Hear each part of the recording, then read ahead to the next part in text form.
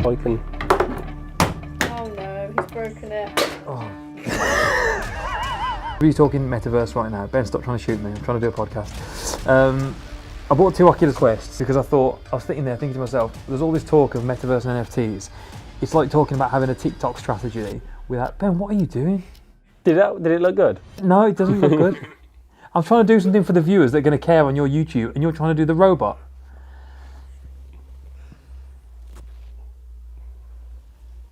Go on. This is what it's actually like to work with Ben. Noel and I have got these sort of Oculus VR headsets. So we were going to record a podcast this week anyway, and we thought, why not do it in the Metaverse? So we're going to try a little bit of a weird thing. And we're just messing around here. We want to see how it is, and we're just sort of exploring this new tech. So we're going to have a little bit of a conversation in the Metaverse, a little bit of conversation out of the Metaverse, about the Metaverse, and I guess just see where the conversation takes us. So let's step in to this new world.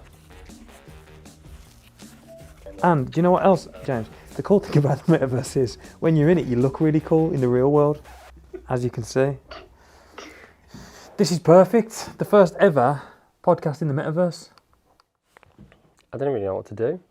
Well, I'll tell you what, the LinkedIn post got a few... Well, you just posted the LinkedIn, right? Just thinking, this is cool. But there was quite a few people that got a bit almost agitated at the thought of this happening. So, okay, so I think for everybody out there, I'm going to ruin the mystique of the Gymshark innovation, right, that you and me were sort of responsible for. I bought 2 Oculus Quests because everybody's talking Metaverse right now. Ben, stop trying to shoot me. I'm trying to do a podcast.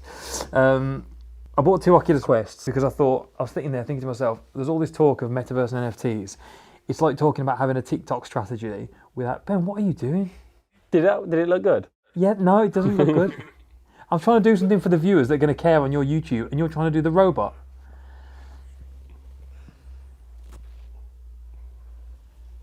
Go on. So like, comment and subscribe if you want to see more of that, everybody. So for everybody else out there in the world, this is what it's actually like to work with Ben.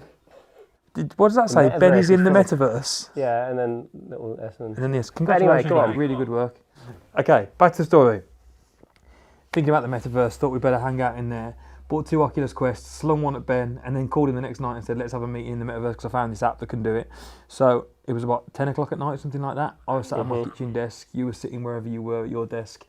We joined, I screen recorded it, and then we only spent about 10 minutes on there hanging out, didn't we? Just like messing around, doing stuff, like drawing yes. Yeah.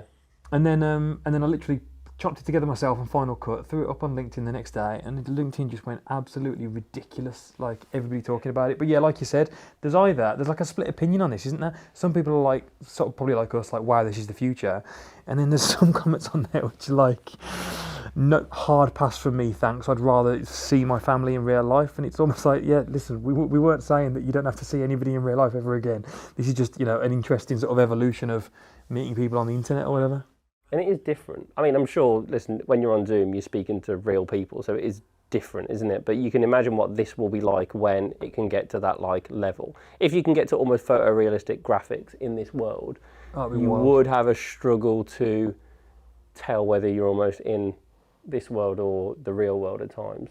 The big missing thing I feel like I'm noticing now, I've been in this a few times, is facial expressions, because people's words and their voice is only like, 50% of their communications, it's everything else. So when they can nail that, I think this can really come on. But I was also thinking, like, we didn't do away with the radio when TV was invented, right? So I feel like there's still a place for Zoom and there's still a place for in real life meetings and everything else. This is just another option now, do you know what I mean? When you do want that slightly more immersive thing. You and me are basically now looking at the first ever TV or the first ever camera. Do you know what I mean? Yeah. So imagine what this is going to go on to become. The mannerisms and even like the fact that I can like point to you and I can turn here and I can talk to the person that's sat in this chair and do all this, that's on another level. And it feels far more immersive, doesn't it? However, I've got no idea. You could be happy, sad, angry, and I wouldn't really be able to tell other than your voice. That's probably just not quite as, you don't get the same feedback in that sense that you do on Zoom. But when we had our laptops on here and you can see your keyboard here, and it's actually your laptop keyboard because you've specified which laptop it is, and then you can see your screen here. Yeah. It's that weird mix of you're in the metaverse, but you can also see what's going on in the real world. And because you're pressing the keys that actually exist as well, so you can feel those keys and see your virtual hands touching them, it is a weird feeling, isn't it? Yeah, 100%. And then the crazy thing is, so for those who don't know, you can see my hands, that screen there, one of our colleagues could join on a normal laptop and a normal webcam, and they join on that screen just like the same way as if they zoomed into a normal meeting room that me and Ben were sitting in, and they see us sat here at the desk. And then equally, the whiteboard there, as you can see, Ben's done a wonderful job of the Gymshark logo and the old high school S. I wonder if the people in the USA did the S when they were in school. I've got no idea. Well, we'll find out, won't we, soon? We will, yeah. Comment below if you did the S when you were in school in these states. Oh. What are you doing? I've just reached for something in the metaverse, but knocked over my monster can in the real verse. Well, you should have cleared your desk like it tells you to, shouldn't you? Yeah, he's hit his monster can. What do you think of my piece of art? The first Metaverse podcast, that is now in history forever, that. Ben Francis, Noel Mack, and is that the Gymshark logo? And then, yeah, that's the Gymshark logo. Then all of this is just the old stuff. That's just a bit of fluff at the moment. That was some of your early work. Gymshark, yeah. That's probably more valuable, Ben, based on that being some of your earlier work, you know? Yeah, I'll make that into an NFT. I've seen worse. What impact do we see the Metaverse having on e-commerce in the next 5 to 10 years? Well, this is right at the start, so I've got no idea. I don't know, I feel like it would be cool if I could wear Gymshark in the Metaverse. I'm a bit miffed. This is probably the first time I haven't worn Gymshark in a long time, because I am a virtual character. But that would be cool, wouldn't it? Yeah, it would. And I think a lot of people are talking about that, right? I know a lot of people in our generation, right, who go out and buy a hoodie or some trainers or whatever else it might be, not really because they want to own that thing, but because they're going to take a photograph in it and post it on their Instagram. So that is like a 2D version of what we're talking about here, right? So I think this is why I think Balenciaga are off to a great start with it. Balenciaga is a very drippy, show off your fashion style brand. So imagine in the future where you do most of your socializing like this, then actually a real Balenciaga hoodie isn't much use to you, but a Metaverse Balenciaga hoodie that you can flex on with your friends in the Metaverse. So I think we're already sort of heading that way, do you know what I mean? And when people on the LinkedIn post saying to you and me, oh, why would you want to stare at an avatar? It was like also saying, well, why would you want to look at someone's Instagram page? That's still just an online, an online curated version of a person, and then you meet the real person, another time. This is the next step in that, I think, so yeah. The one thing I would say, I can never sit still, and I like to be doing things all the time. If I had to sit in the Metaverse, as much as I would love it, I would want to move. Like, I feel like this would make my time at the gym even more important. Because even now, I'm like running around an office all day, up and down the stairs, going and chatting to people, then going to refuel for food and all that. Even the commute to and from work. If I was to come downstairs, go into my office, and even though it feels like I'm moving between spaces, but I'm not, I would have the need to move at the end of the day a lot.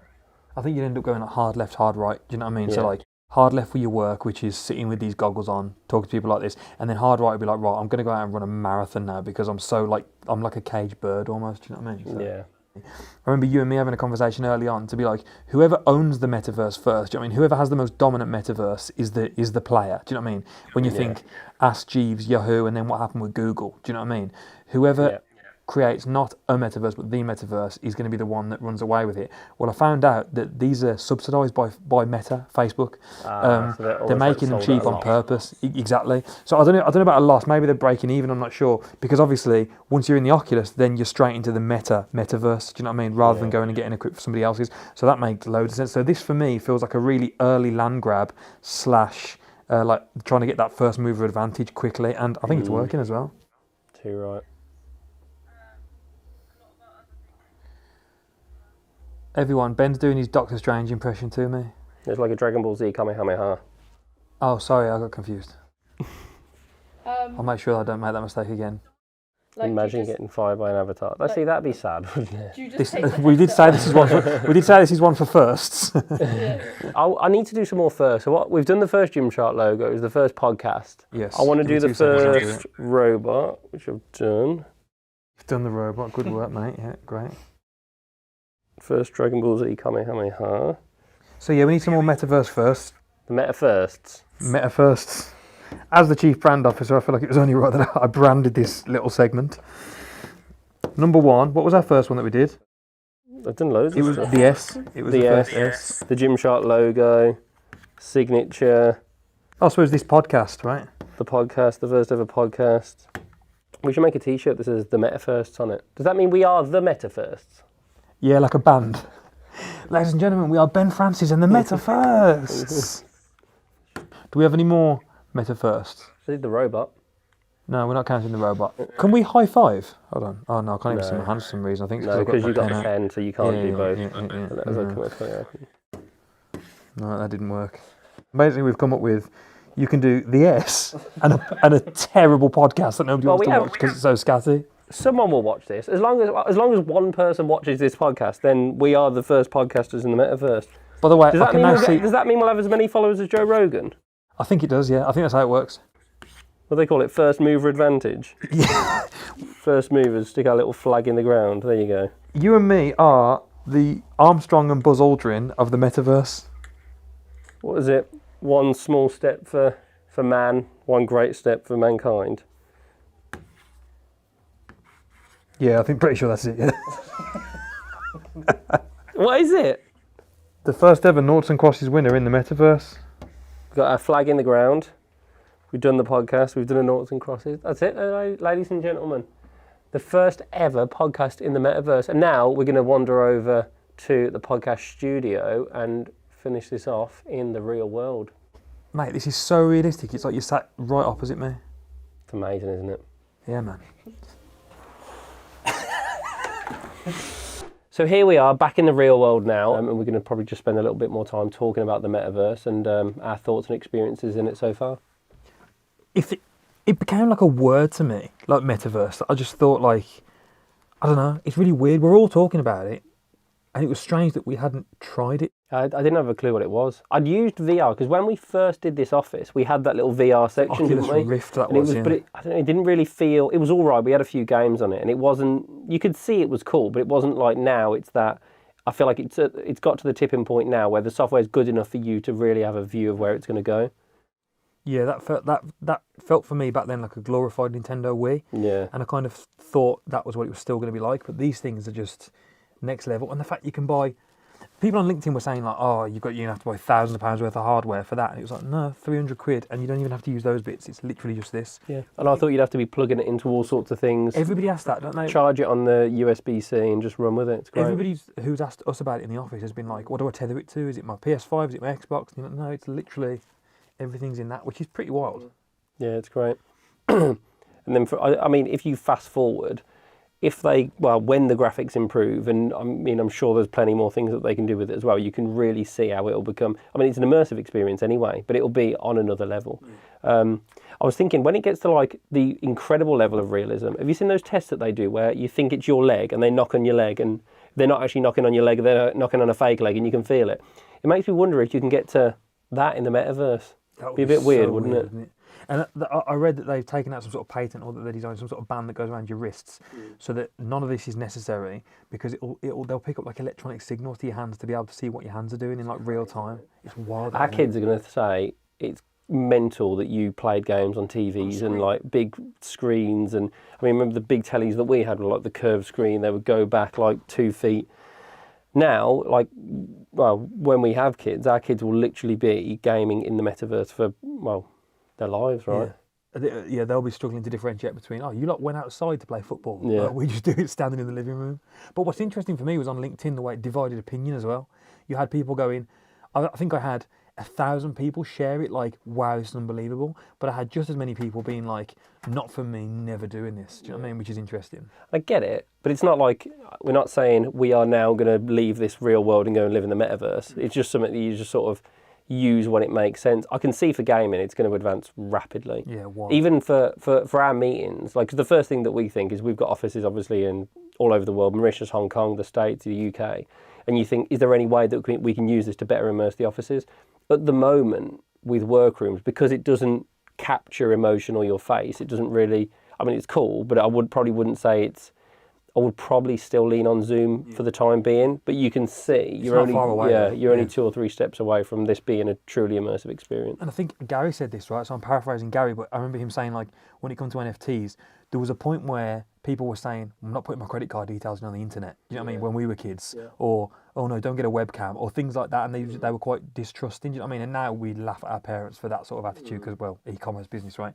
But you can just imagine those people that are saying now, no, it's invasive, it's whatever else, I can imagine this would just be like par for course, the same way e-commerce is today. Do you know what I mean? The interesting bit is the ownership thing as well. The person who asked the question about how do you think this will change e-commerce, I was reading recently, trying to understand this whole Web 3.0 thing. The fact that sort of Web 1.0 was about reading, right? It was just the screen and you just read things and that was it. It was like an online encyclopedia, yeah. Then when like the Facebook generation came along, it was like read and write, right? And you're inputting, having conversations and stuff like that.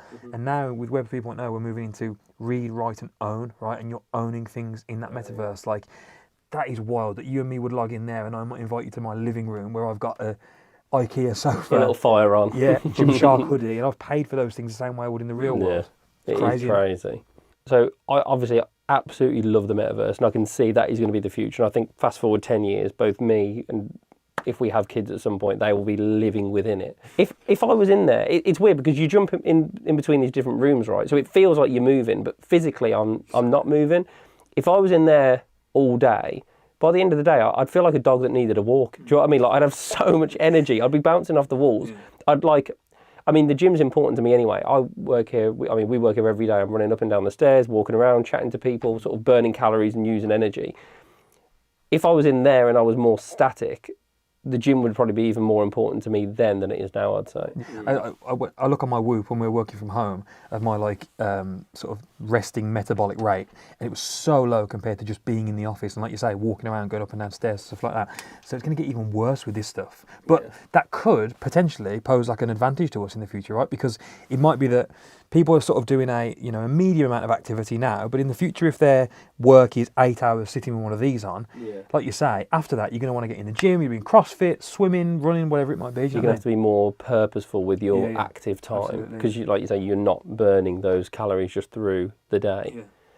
And I think that loads of people commented on LinkedIn, right, being like, this is never going to replace real life, whatever else. You and me are massive advocates of, like, we had all that time working from home, and it was fun at first. I was like, oh, this is cool, yeah, webcam, whatever else. I think I'd be the first to admit, as soon as I could get back into the office... Desperate to get in. Yeah, sprinted back to the office. So we're massive advocates for real life meetings, real people, real faces. But, well, like, Henry and Senai were supposed to be coming over in 2 weeks' time from Denver, and they can't.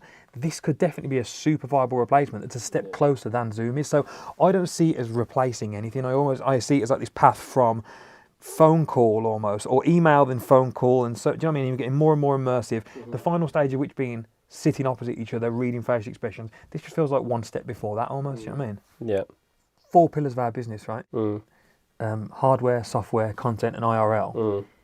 The interesting thing that this is, if you try and stick that in one of those, it almost sits in this bridge between software and IRL. Do you know what I mean? Or hardware and IRL. And I actually think that's quite cool. Do you know what I mean? But it'd be interesting to see in the future, does that then become a 5th pillar of the Gymshark experience? The metaverse and the Gymshark experience in the metaverse. Because even though, you could definitely do a hell of a lot of workout classes in there. I wouldn't see you doing weights and resistance training. But I don't know, yoga, things that you can conventionally do at home, you could definitely do in the metaverse. So I think there's definitely something we can do there. And even the events that we do, like we would pre-COVID do events, thousands of people from around the world would come to them. There's got to be something that you can do there as the software develops. Yeah, for sure. Yeah, yoga seems like such an obvious one for me. I haven't really done any of the fitness experiences. I'm only a few days into having this, so I need to. But when you think about how yoga works, you're very stationary in a singular position. This feels like a perfect fit. And for me, that's what AR and VR is good for. People try and force everything into the metaverse. Like you say, I'm never going to do a leg extension with one of these on, right? I'm just not. But it was like when the amount of people who reached out to me on LinkedIn over the years said, no, we can model a Gymshark t-shirt on the table so people can see what it looks like. And it's what I want to say to them, no offence, a customer has never asked, I'd love a way to be able to see a Gymshark t-shirt on my table. Whereas for IKEA, it's cool. Perfect, because that is a problem that the customers face, right? I want to be able to see that sofa in my living room. Literally there, yeah. So they had a customer problem, and VR or AR happened to be a great solution for that. So it'd be interesting for us to look at the wants and needs of our community, the different kinds of training they do, and shopping habits and whatever else, and say, right, can this be a vehicle to solve any of those problems? I remember when they launched the PlayStation 2, and I remember looking at that and thinking the graphics you would see were out of this world, weren't they? Whereas you look at it now and it literally just looks, it looks terrible compared to this. To literally being in a virtual world makes you wonder where it will be in another 10 years, right? That's crazy. Crypto, a few years back, you and me got obsessed with it. Oh yeah, we got obsessed with crypto for a while, and it's still incredibly cool. And I think the technology is amazing, isn't it? I think crypto, to me, it does feel like the future. I'm really interested to see how, or if, or when it's regulated and how governments act, because I just can't. I mean, I'm sure other people will know more about this than I do, but it feels like the governments will want to regulate it because they want to control their currencies. But the whole thing of being able to in a frictionless way, make payments and trades and things like that, and do it all online and have my crypto wallet wherever I am, I think that is cool. And even this new NFT world that we're seeing now, I think digital ownership, I think to your point in terms of this new Web 3.0, is amazing. It feels to me a little bit like what I imagine the early internet felt like, where you had websites popping up, and from what I gather, I think there was like a .com boom in 2008, I think it was. I think we're going to be in a position where the vast majority, I'd imagine, of NFTs are going to fail and probably end up being worthless at some point. There will still be that few, that minority that I'm sure will be worth incredible value. But for me, the thing that's really interesting is this underlying technology. I think the technology is fascinating, and I'm really excited to see where it goes in the next 10 years. It feels like that phoenix that emerges from the ashes, doesn't it? Yeah. The ashes being the initial wave of crypto hysteria and FOMO and whatever else. But what's the thing that sits under that? Yeah. And going back to what we said about this, like looking at Gymshark and saying, right, of all these new things that are coming along, does this solve any problems for us? Mm-hmm. One that really stuck out to me was like transparency, right? We harp on about transparency all the time. We do as much as we can. Mm-hmm. The fact that the blockchain is ultimately transparent. You can see everything. I don't know what, but I can't help but think there's something for us to be done on the blockchain. Do you know what I mean? I think that tax, for example, here in the UK, I don't think people understand that well enough, where their money goes and stuff like that. And I remember thinking the other night, if somehow I logged into HMRC, saw the money that I paid in tax, and then through the blockchain saw that went to nurses, to the NHS, and it went to the police, and to this, and I could watch my pounds through the blockchain. That's amazing. When Addy did their, people compare us to Addy and Nike all the time. When Addy did their big NFT drop, I could see where every single dollar went on the blockchain, right? That's revolutionary stuff, man. And I think, and that's the thing, isn't it? Is the difference between the blockchain and maybe NFTs and crypto specifically. Yeah. But the blockchain itself is fascinating, and it is crazy to think, fast forward 10, 20 years, where will the metaverse and where will the blockchain be, and how will it have changed things? I still don't think we truly appreciate and realise how big a change it is that we're going through. And when I look back to some of the things that we were really a part of in our youth, was like social media and sort of social networking online, it does make me think at times that change was massive and fundamental and huge, but I still think the changes that are about to happen in the next 10 years will be even greater than that. I think it's amazing how quickly people adopt new forms of things, and then how quickly you can feel like a dinosaur. I think it's creepy. I think it's intrusive. I want nothing to do with it. I'm going to go off and live in the country. I think this is like when I think you and me have a very similar approach to stuff like this. iOS. All the iOS changes came in around. I couldn't be bothered to get the number wrong. All the iOS changes came in around cookie tracking and all that kind of stuff. Yeah. And I remember going in and being like, accept. Mm-hmm. I want all the cookies. I want all the marketers to know everything about me, and I just want to see what they do with that information. Do you know what I mean? Maybe because we work in this world. I remember you saying a similar thing. That's my experience, right? Yeah, 100%. Because as well, like if I was doing anything dodgy, maybe I wouldn't want that. But in general, I'm happy for it to all come in. So a little bit like if there was a queue, which is like a queue up here, and you can get the Neuralink early, I'm fairly sure I would do it, because like Elon says. Yeah, that's the problem with me. I wouldn't want to die wondering. Yeah. I want to know what it's like. Turn me into fucking Robocop, Elon.